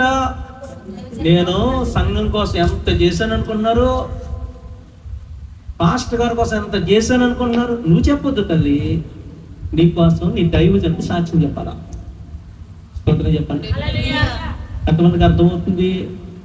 అర్థమైన వాళ్ళు, కొంతమందికి అర్థం కాలే. ఇంకా ఎంతమందికి అర్థమవుతుంది ఈ మాట? నువ్వు చేసినటువంటి పరిచర్య దేవుడు చూస్తున్నాడు, దైవజనుడు చూస్తున్నాడు. నువ్వేం చేస్తున్నావో దేవుడు తెలీదా? అంత దేవుడు కళ్ళు మూసుకొని ఉన్నాడు అనుకున్నావా? చెప్పండి. దేవుడు తెలుసు కదమ్మా, దేవుడు చెప్తాడండి. ఏమండి, ఇక్కడ అకుల ప్రిస్కిల కోసం దైవజనుడు సాక్ష్యం చెప్తున్నాడు. వారు నా కొరకు తమ ప్రాణాలు ఇవ్వడానికి కూడా వెనకాలలేదురా. నువ్వెందుకు చెప్పుకున్నావు? నేను సంఘం కోసం అది చేసా, ఇది చేసా, ఓ మందిరం కోసం అట్టా చేసా, ఇట్టా చేసా, పాస్టర్ గారి కోసం అది చేసా, ఇచ్చేసా. నువ్వు చెప్పాల్సిన అవసరం లేదు, దేవుడు చెప్తాడు నీ కోసం. స్తోత్రం చెప్పండి. మనం దేవుడు చెప్పేదాకా ఎక్కడ ఆగుతాం? మన డప్పు మనమే చెప్పండి. లేదు, మన డప్పు మనమే కొట్టుకుంటాం, దేవుడు చెప్పేదాకా ఆగం మనం. నీకు ఘనత ఎవరి నుంచి రావాలనుకుంటున్నావు? అయితే ఆయన చెప్పేంత వరకు నోటన్న మాట ప్రాణం మాట. నువ్వు చేస్తున్నావా? వెరీ గుడ్, చెయ్యి, సంతోషం. కానీ దేవుడు ఇచ్చేంత వరకు, దేవుడు నిన్ను హానర్ చేసేంత వరకు, దేవుడు నీకు ఘనత ఇచ్చేంత వరకు చప్పుడు చేయకుండా సైలెంట్ గా ఉండు. నీ ప్రస్తావన దేవుడు చేస్తాడు. స్తోత్రం చెప్పండి. హల్లెలూయా. చూడండి, ఇంకా ఎంత చక్కని మాటలో తెలుసా? కాబట్టి ఇదిగో ఇక్కడ ఈ అకుల ప్రిస్కిల కోసం రాస్తూ, నేను మాత్రము కాదు అన్య జనులలోని సంఘముల వారందరూ వీరికి కృతజ్ఞులై ఉన్నారు. హల్లెలూయా. ఎందుకని? వీళ్ళ ఇంట్లో సంఘం పెట్టుకున్నారు, సంఘానికి వీళ్ళు ఇంట్లో అవకాశం ఇచ్చారు. వీళ్ళు దైవజనుడు మర్చిపోయాడా? చెప్పట్లేదు. నేనే కాదు, అన్య జనుల్లో ఉన్నటువంటి సంఘస్థులందరూ వాళ్ళకు కృతజ్ఞులుగా ఉండాలని దైవజనుడు చెప్తున్నాడు. స్తోత్రం చెప్పండి. హల్లెలూయా. ఏమండి, తర్వాత చూడండి, ఇక్కడ ఆసియాలో ఉన్నటువంటి ప్రథమ ఫలమై ఉన్న ఎఫైనేటుకు వందనాలు, మీ కొరకు బహుగా ప్రయాసపడిన మరియకు వందనాలు. ఇట్లా ఎంతమంది పేర్లు ఉంటాయో కింద. వీళ్ళందరి కోసం పౌలు గారు పేరు పేరున వందనాలు చెప్తున్నారు. వాళ్ళు ఏం చేశారో దైవజనుడు సంఘాల ఎదుట ప్రచురం చేస్తున్నాడు. ఈరోజు నువ్వు చేసిన సాయం, అమ్మా, నువ్వు చేసిన సాయం గురించి నువ్వు డబ్బు కోరుకోవద్దు, నువ్వు అనౌన్స్మెంట్లు చేసుకోవద్దు, నువ్వు 10 మంది దగ్గర నువ్వు చెప్పుకోవద్దు. నీవు చేసావా, వెరీ గుడ్, నేను దేవుని కొరకు చేశానండి, దైవజనుడు చెప్తాడు. లేదా సాయం పొందుకున్న వాళ్ళు నీ కోసం చెప్తే నీకు మేలు. నువ్వెవరికైతే సాయం చేసావో ఆ వ్యక్తి నీ కోసం చెప్తే నీకు మేలు, అది నీకు ఘనత. అది స్తోత్రం చెప్పండి. హల్లెలూయా. అందుకే ఇక్కడ చూడండి దేవుని బిడ్డలారా, ఇక్కడ మరొక మాట 23 వచనం, నాకును యావత్ సంగమునకును ఆతిథ్యం ఇచ్చు గాయియు మీకు వందనాలు చెప్తున్నాడు. ఎవరికి ఇస్తున్నాడు అంటారు మా ఆతిథ్యం? మొదట కొంతమంది దేవదూతలకు ఇచ్చారు, తర్వాత రెండవది కొంతమంది దైవ సేవకులకు ఇచ్చారు. ఇక్కడ సంఘానికి ఆతిథ్యం ఇస్తున్నాడండి. హల్లెలూయా. స్తోత్రం చెప్పండి. హల్లెలూయా. ఒకసారి ఆలోచన చేయండి. సరే, నీకు దేవదూతలు కనబడరు, దేవదూతలకు నువ్వు ఎట్లా పెట్టలేవు, మరి దేవుడు సేవకుల కన్నా ఎప్పుడైనా నువ్వు పిలిచి భోజనం పెట్టినావు? మాట్లాడలేదండి.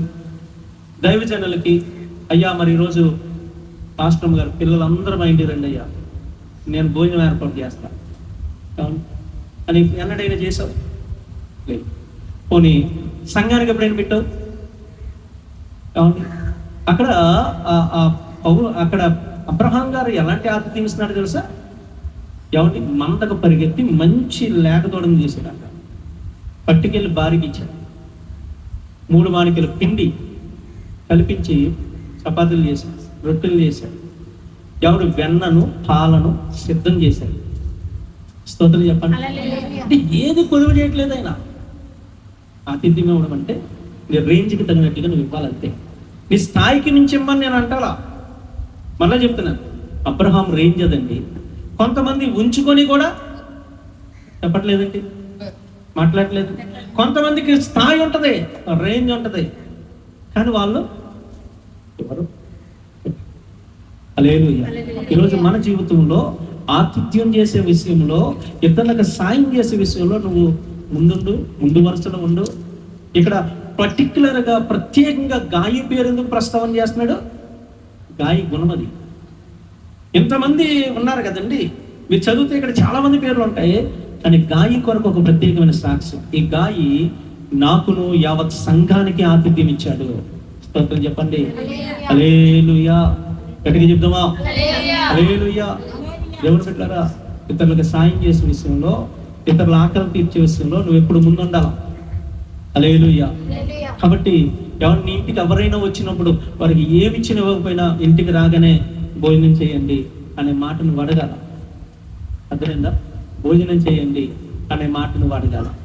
ఎవరి సునేమిరాల ఇంటికి దైవజనుడు వచ్చాడు, ఆమె భోజనం చేయండి అంది. ఏమండి ఏం చేసిందంట? బలవంతం చేసిందంట. నీ ఇంటికి ఎవరైనా వచ్చినప్పుడు దేవుని బిడ్డ కాలు కడుక్కోగానే, ఏమన్నా ఇంతకు ముందు ఉండి అండి ప్రేమాప్యాయత.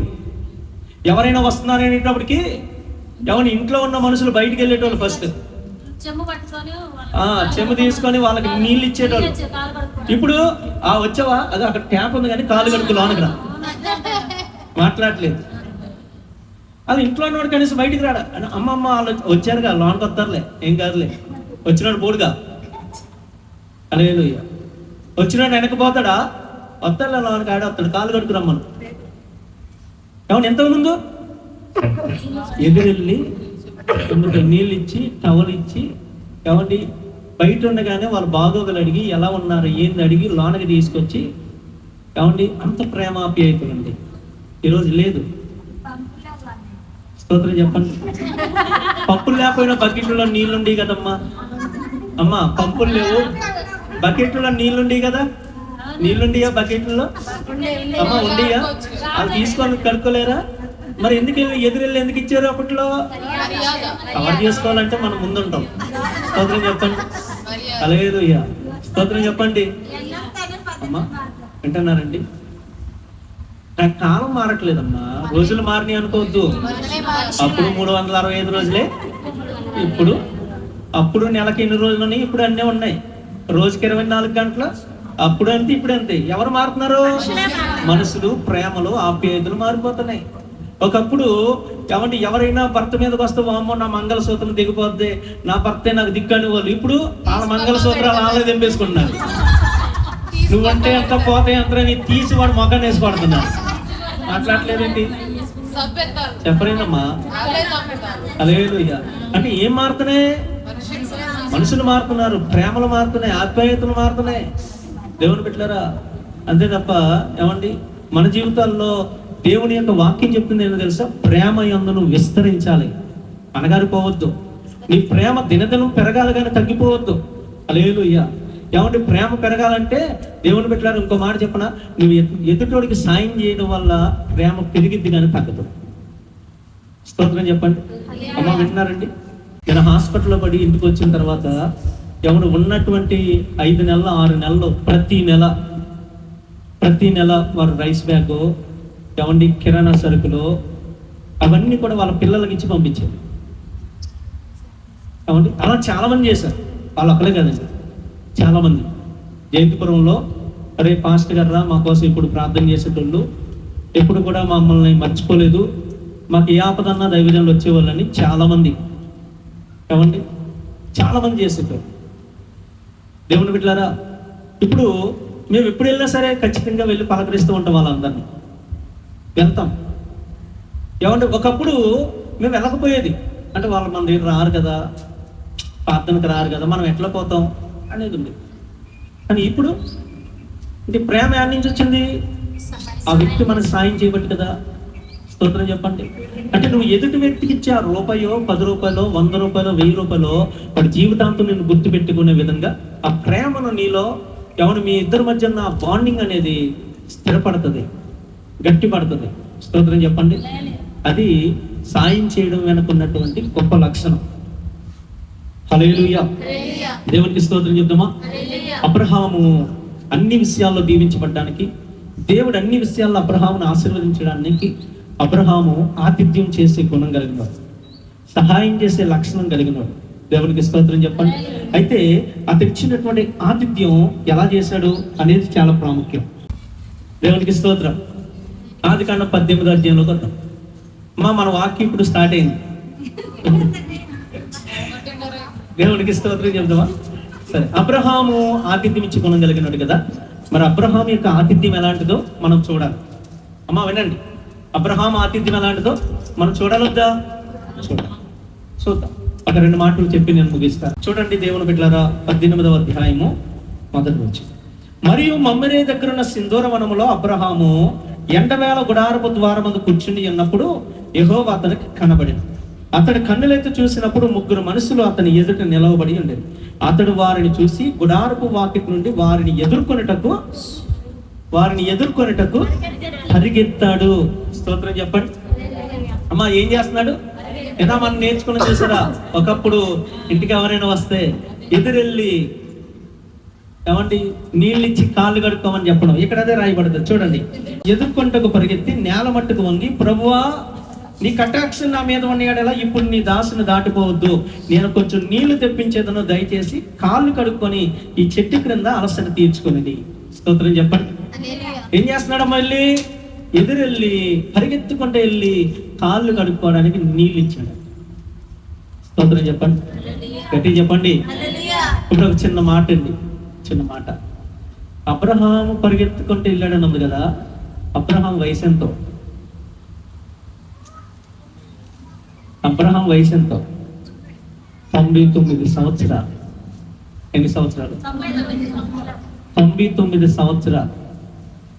ఒకవేళ అన్న అప్పట్లో 1000 సంవత్సరాలు 500 సంవత్సరాలు బతికారు కదన్నా, వాళ్ళు బలం ఎక్కువ ఉంటుంది అన్న అంటాడు సాయి లోపల నుంచి. స్తోత్రం చెప్పండి. నువ్వు కూడా అన్నమ్మా, జయతమ్మ కూడా అంటదంట అట్లే. అయితే ఇక్కడ రాయబడిన మాటల్లో అబ్రహాము యొక్క అతని యొక్క పరిస్థితి ఎలాంటిదో ఒకసారి ఇక్కడ రాయబడింది. 11వ వచనం. అబ్రహామును సారాయు బహుకాలం గడిచిన వృద్ధులు. అంటే ఏంటి? యవనస్తులు ఏం కాదు వాళ్ళు, అర్థమైందండి, వృద్ధులు, ముసలోళ్ళు. హల్లెలూయా. బైబిల్ స్టేట్మెంట్ ఇచ్చింది, వాళ్ళు వృద్ధులు, ముసలోళ్ళు. ఏమండి, ఆ ముసలితనంలో కూడా చెప్పండి ఏం చేస్తున్నాడు? పరిగెత్తుకుంటూ వెళ్ళిండట. హల్లెలూయా. అబ్బా ఎంత ప్రేమ అండి. ఈరోజు దేవుని బిడ్డలారా, ఆతిథ్యం ఇస్తున్నాం, ఎదురోళ్ళకి సాయం చేస్తున్నామంటే అటు రాని వచ్చే చూద్దాం అన్నట్టు ఉండకూడదు. మనం ఏమండి, మనం పరిగెత్తే వారంగా మనం ఉండాలి, మనం ఎదురెళ్ళే వారంగా మనం ఉండాలి ఈరోజు దేవుని పిల్లలంగా. రెండోది, ఇక్కడ ఏం చేస్తున్నాడు దేవుని బిడ్డలారా? ఏమండి, ఎదుర్కొనేటకు పరిగెత్తి నేల మట్టుకు వంగాడంట. అమ్మా ఏం చేశాడమ్మా? నేల మట్టుకు అంటే ఏమండి, పూర్తిగా సాగిలు పడ్డాడు. అబ్రహాము అంత సాగిలు పడ్డానికి అబ్రహాము యొక్క పరిస్థితులు ఎలాంటివో తెలుసా? అతను పేదోడేం కాదు. ఏమండి, మనకు 13వ అధ్యాయంలో రాయబడి ఉంటుంది, దేవుని బిడ్డలారా, అబ్రహాము యొక్క ఆస్తిపాస్తుల విలువలు అక్కడ రాయబడి ఉంటాయి. వారు కలిసి నివసించడానికి ఆ చోటు సరిపోలేదని ఉంది. దేవునికి స్తోత్రం చెప్పండి, గట్టిగా చెప్పండి. హల్లెలూయా. అంత ఉన్నాడు, అంత గొప్పోడు, అంత ధనవంతుడు. ఏమండి, అతడు వెళ్ళి సాగిలు పడ్డాడంట, నేల మట్టుకు వంగుతున్నాడంట. అంటే తన ఇంటికి వచ్చిన వారిని ఎంత గౌరవిస్తున్నాడో చూడండి. దేవునికి స్తోత్రం చెప్దామా? హల్లెలూయా. మాట్లాడలేదు. ఏమండి, బయట ఒక నానుడి ఒక మాట ఉంటుంది, అతిథి దేవోభవ. ఏంటి చెప్పరేంది? అతిథి దేవోభవ. మన భారతదేశ సాంప్రదాయంలో, వేదాల్లో ఈ మాట అతిథి దేవోభవ అంటే నీ ఇంటికి వచ్చినటువంటి అతిథిని దేవుడితో సమానంగా నువ్వు గౌరవించు అని అర్థం దానికి. ఏమండి, అతిథిని దేవుడితో సమానంగా గౌరవించని అర్థం. హల్లెలూయా. ఆతిథ్యం ఇవ్వడానికి నీ ఇంటికి ఎవరైనా వచ్చినప్పుడైనా దేవుని బిడ్డలారా, వారిని గౌరవించే విషయంలో నువ్వెంత మాత్రం ఏమనాలి? తగ్గేది లేదన్నారు. స్తోత్రం చెప్పండి. అని నువ్వు తగ్గకూడదు. వారిని గౌరవించే విషయంలో నువ్వు ఎంత ఉన్నతమైన వ్యక్తివైనా ఏమంటే వారికి ఇచ్చే మర్యాద ఎక్కడ తగ్గకూడదు. హల్లెలూయా. వారు చెప్పగలగాలి, నీకు వారు చెప్పగలగాలి. నీ ఇంటికి వచ్చినటువంటి ఆపదలో ఉన్న వారిని గౌరవించే విషయంలో, అతిథులను గౌరవించే విషయంలో నువ్వెంత మాత్రం ఏమండి తీసిపోయే విధంగా ఉండొద్దు. అబ్రహాములా గుణం ఉంది. అబ్రహాము ఆతిథ్యం ఇస్తున్నాడంటే 100 సంవత్సరాల వయసులో గొప్ప ధనవంతుడై ఉండి కూడా నేల మట్టుకు వంగి వారిని గౌరవిస్తూ ఉన్నాడు. ఏమన్నాడండి ఇక్కడ చూడండి, ప్రభువా నీ కటాక్షము నా మీద ఉన్న ఎడలా ఇప్పుడు నీ దాసుని దాటిపోవద్దు. ఏమంటున్నాడమ్మా? మాట్లాడలేదండి. తన ఇంటికి వచ్చినవాడు దేవుడని అబ్రహాముకి తెలియదు. 3 మనుషులు రావడం చూశాడు.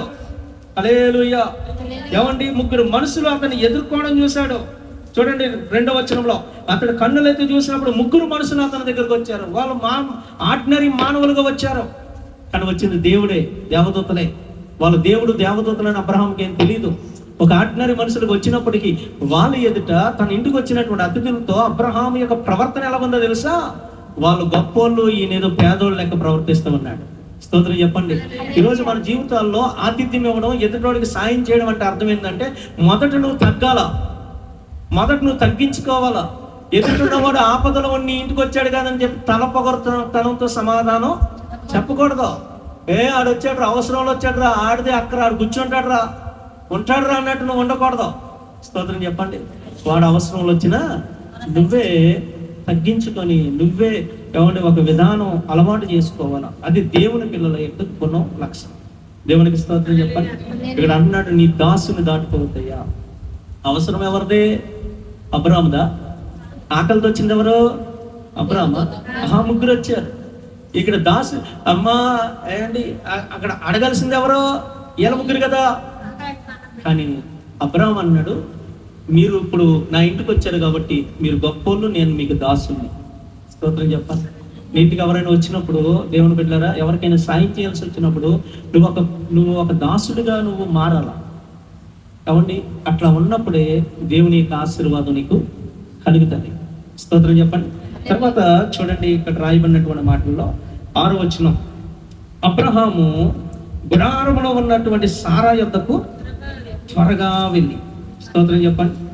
హల్లెలూయా. అమ్మా ఎలాగెళ్ళాడంట? త్వరగా. ఎక్కడ ఉంది? గుడారం లోపల ఉంది. అదే బహుశా అబ్రహాం పరిగెడితే ఎలా ఉంటుంది? ముసలోడు కదండి, ఎలా పరిగెత్తుంటాడు ఒకసారి ఓకే. మాట్లాడలేదు, ఇలా కర్ర అలా చేతిలో కర్ర పట్టుకొని అవన్నీ ఇలాగ ముసలోళ్ళు పరిగెడతారు చూసారు. అట్లా పరిగెడుతుంటే వీళ్ళకి అసలు ఎంత వాళ్ళు షాక్ అయ్యి ఉంటారు కదండి, మాట్లాడలేదు. పరుగులు పెడతా ఉంటే వెనకాల అంటుంటారు, అయ్యే పర్లేదు పడిపోతారా చిన్నగలండి అని. అబ్రహాము ఎంత ఆశ అంటే తన ఇంటికి వచ్చిన వారికి గౌరవించడం, తన ఇంటికి వచ్చిన వారికి ఎవరి సత్కార్యాలు చేయడం, వారికి ఆతిథ్యం ఇవ్వడం ఎంత ఆశ అబ్రహాం. హల్లెలూయా. ఏమండి త్వరపడి ఏమన్నాడండి, నువ్వు త్వరగా వెళ్ళి 3 మాణిక్యాల మెత్తని పిండి తెచ్చి పిసికి రొట్టెలు చేయన్నాడంట. ఎవరితో? మరి సారా వయసు ఎంతో? 90 సంవత్సరాలు. 3 మాణిక్యాల పిండి అంటే ఎంత? 6 కేజీలు. మాట్లాడలేదు. మాణిక అంటే 2 కేజీలు. 3 మాణిక్యాల పిండి అంటే 6 కేజీల పిండి తెచ్చి పిసికి రొట్టెలు చేయమంటున్నాడు. ఎవరిని? అసలు మామూలుగా ఇంటికి వచ్చిన వాళ్ళకి ఆ టైంలో టైంలో వచ్చిన వాళ్ళకి అన్నం వండుదాం అంటేనే మీరు ఆడుతూ చూస్తాం మనం. అలాంటి పిండి తెచ్చి పిసికి చపాతీలు చేయంటే ఎలా ఉంటుంది? మాట్లాడరేది చెప్పండి. అది ఆ వయసులో నన్ను ఉంచాలనుకున్నావా, చంపేయాలనుకున్నావా? చంపేయాలనుకుంటే డైరెక్ట్ చంపేరాదా, పిండి ఎందుకు పిసుకుమంటున్నావు అంటావు నువ్వైతే. స్తోత్రం చెప్పండి. కానీ సారా మాత్రం అట్లా అన్నట్లా. ఏమండి ఆ కుటుంబం మనస్సు చూడండి. అబ్రహాముకి ఎలాంటి మనసు ఉందో సారమ్మకి కూడా అలాంటి మనసే.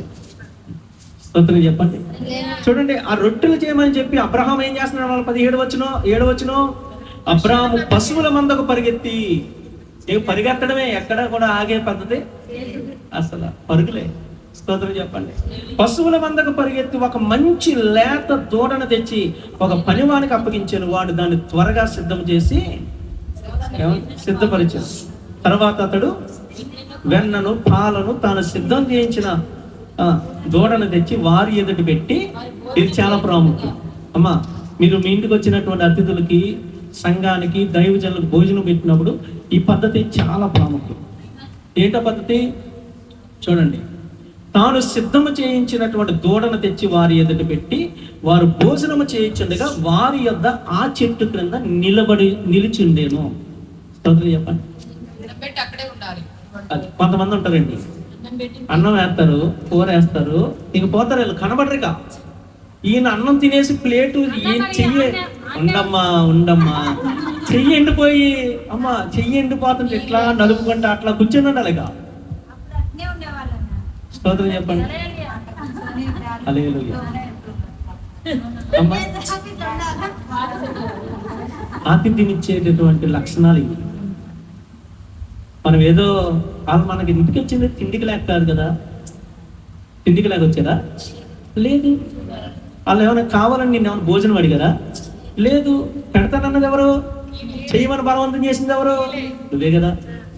మరి అట్లా బలవంతం చేసి చెయ్యమని అడిగిన తర్వాత వారు భోజనం చేసేటప్పుడు నువ్వు ఎంత జాగ్రత్తగా ఉండాలి, ఎంత శ్రద్ధగా వారికి ఆతిథ్యం ఇవ్వాలి. ఏమండి అబ్రహాము 99 సంవత్సరాల వయసులో వాళ్ళ అన్నం ఏంటంటే పక్కన నిలబడి చూస్తున్నాడంట. అంటే వాళ్ళకి ఏమైనా అవసరమైతే వడ్డిద్దాం, వాళ్ళకి ఏ అవసరం ఉంటుందో. ఏమండి ఇంకో చిన్న మాట ఏంటంటే అబ్రహాం ఇంట్లో పనులు లేరా? 318 మంది ఉన్నారు. స్తోత్రం చెప్పండి. ఎంతమంది అమ్మా? అనిల్ అమ్మాని ఇంట్లో ఎంతమంది పనులు? ఎంతమంది స్టేట్మెంట్ ఇచ్చాడు? 600 మంది పనులు. ఇప్పుడు అబ్రహాం ఇంట్లో 318 మంది పనులు అప్పట్లోనే. అంటే ఎంత ఆస్తిపరుడు చూడండి. స్తోత్రం చెప్పండి. అర్థమవుతుందా? ఏమండి ఈ యొక్క అబ్రహాం ఇంట్లో అంతమంది పనులు ఉన్నారు కదా, రే అక్కడ వాళ్ళకి అన్నం పెట్టాను దగ్గర నుండి చూసుకోండి అంటే వాళ్ళు చూడరంటవా? చూస్తారు, కానీ అది గౌరవం కాదు. స్తోత్రం చెప్పండి. అది వచ్చిన వాళ్ళకి ఇచ్చేటటువంటి రెస్పెక్ట్ అది కాదు. అందుకే అబ్రహామే దగ్గరుండి వడ్డిస్తూ ఉన్నాడు, దగ్గరుండి చూసుకుంటూ ఉన్నాడు. ఈరోజు చాలా మంది భోజనం పెడతారు ఇంటికి వచ్చిన వాళ్ళకి, మళ్ళీ మనిషి ఎక్కడ కనపడదుక, ఎత్తుక్కోవాలా. స్తోత్రం చెప్పండి. ఎత్తుక్కోవాలన్నమాట. హల్లెలూయా. ఈరోజు దేవుని బిడ్డ అలాంటి పద్ధతి నువ్వు అవలంబించు. కొంతమంది అన్నం పెడతారు, వాళ్ళతో పాటు వచ్చి వాళ్ళు కూడా ప్లేట్లు అన్నం పెట్టుకుని పక్కన కూర్చుంటారు. ఇక అమ్మా విన్నావా? ఇంటికి వచ్చిన అతిథులు మళ్ళీ ఆమె కొట్టించారు. ఆమె అంటది, అన్న ఆ సాంబార్ ఇటీ అన్న. ఎవరిని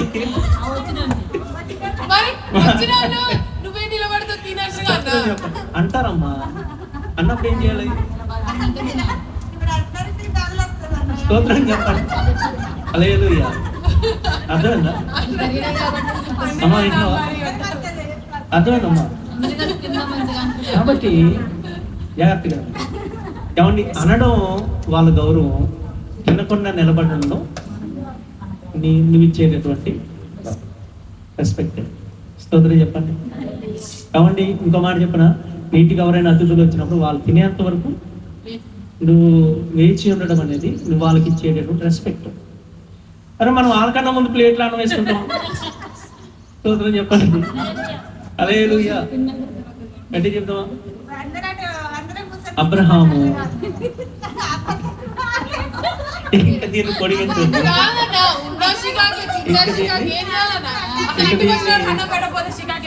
ఇక దీన్ని పొడిగించొద్దు. దేవునికి స్తోత్రం చెప్పండి. హల్లెలూయా. అన్నం పెట్టకపోయినా చికాకే. రేపొద్దున దేవుడు ఏమంటాడు తెలుసా? నేను నీ ఇంటికి వచ్చి నాకు అన్నం పెట్టమంటాడు. అర్థమైందా? కాబట్టి దేవుడు నేర్పించిన పద్ధతి నేర్చుకోవడం మనకు మర్యాద తీసుకొస్తుంది. అమ్మ వినండి, ఈ పద్ధతి నువ్వు పాటించడం వల్ల నీకు గౌరవం పెరుగుతుంది. తగ్గదు. స్తోత్రం చెప్దామా? కాబట్టి నీటికి రోజు అతిథులు రారుగా, ఒక పూట ఒక అరగంట లేట్ అయితే ఏమన్నా పోయిందా నీకు? అమ్మా లేదుగా. స్తోత్రం చెప్పండి.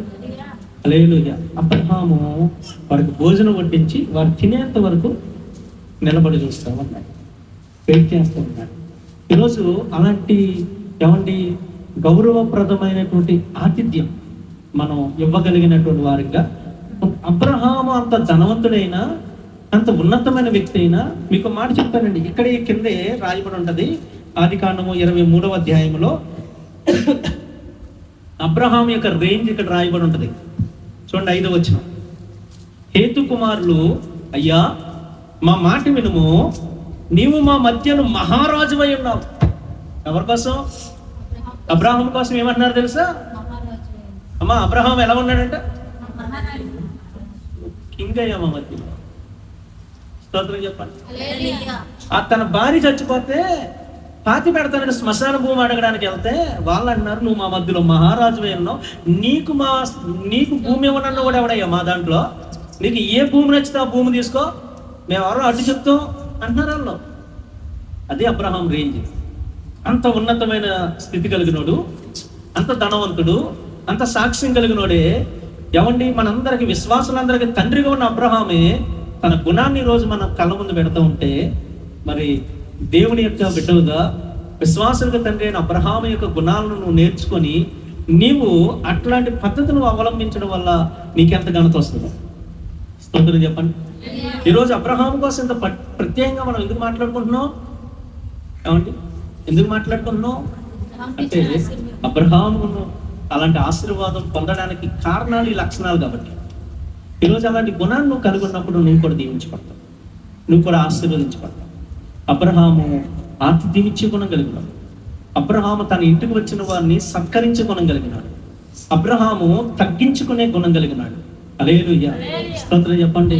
అబ్రహాము దేవుని బిడ్డ ఏమండి తన ఇంటికి వచ్చినటువంటి వ్యక్తుల యొక్క గౌరవాన్ని కాపాడేటటువంటి గుణం కలిగినాడు. ఎంతైనా ఉండే, నేను మరలా చెప్తాను, నీకు ఎంతైనా ఉండే, నీ ఇంటికి వచ్చినోడు నీకన్నా తక్కువడై ఉండే, నీకన్నా లేనోడై ఉండే, అన్ని విషయాల్లో నీతో సరి సమానమైన వ్యక్తి కాకపోయి ఉండే, కానీ ఆ వ్యక్తికి నువ్వు ఇచ్చే విషయంలో సహాయం చేసేటప్పుడు, ఆతిథ్యం ఇచ్చేటప్పుడు నువ్వు అన్ని విషయాల్లో తగ్గి నువ్వు చేసినప్పుడే దేవుడు నిన్ను ఆశీర్వదిస్తాడు. ఆమెన్ చెప్పండి. హల్లెలూయా. ఏమండి అబ్రహాములో ఉన్న 4వ లక్షణాన్ని మనం నేర్చుకున్నాం. దేవునికి స్తోత్రం. కళ్ళు మూసుకోండి, ప్రార్థన చేసుకోండి.